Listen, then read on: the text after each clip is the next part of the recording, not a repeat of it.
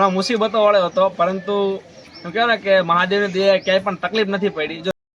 તો હેલો મિત્રો, Har Har Mahadev, good morning, જય માતાજી.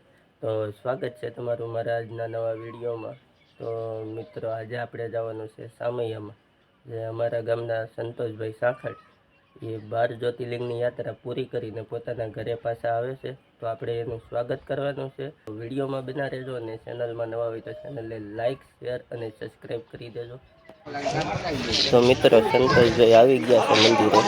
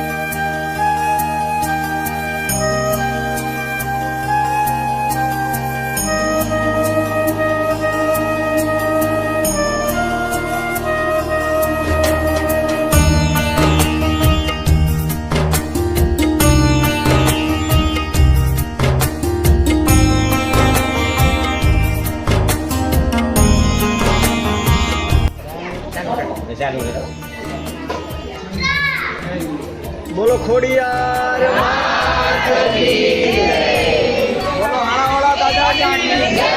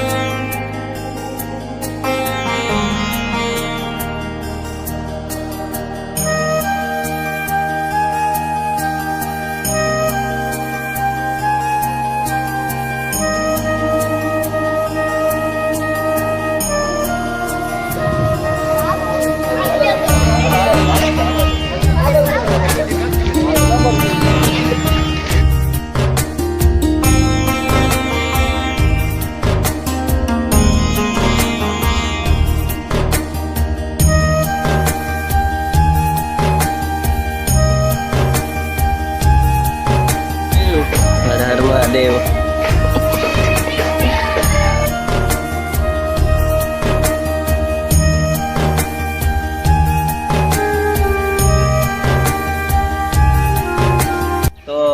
ફાઇનલી સંતોષભાઈ પોતાના ઘરે પહોંચી ગયા છે. તો આપણે સંતોષભાઈને પૂછીએ કે એમનો યાત્રાનો સફર કેવો રહ્યો.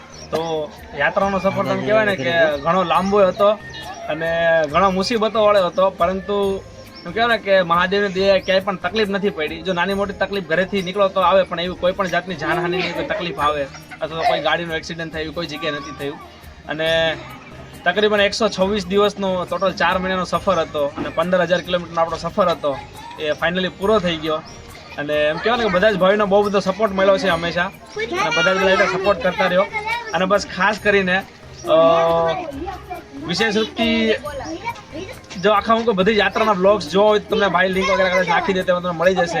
બાકી ખાસ કરીને વિપુલભાઈની ભાઈ બહુ સરસ મજાનું વિપુલભાઈ બ્લોગિંગ વગેરે કરે છે, અને નાના ગામના રિલેટેડ ને ભાઈ એમ કે ને આપણા સૌરાષ્ટ્રના દેશી વિડીયો હોય ને એ વિપુલભાઈ વિશેષ બનાવતા હોય છે. તો ભાઈ ખાસ કરીને ભાઈને પણ સપોર્ટ કરજો, અને તમે પણ આ યાત્રામાં એટલો બધો સપોર્ટ કર્યો. વિપુલભાઈએ બહુ સપોર્ટ કર્યો, એના માટે બધાનો દિલથી ધન્યવાદ.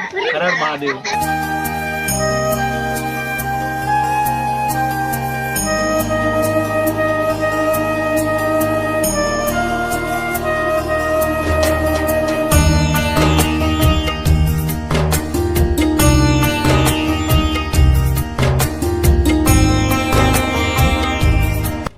તો ફાઇનલી મિત્રો આપણે સંતોષભાઈના સામૈયા વગેરે થઈ ગયું છે.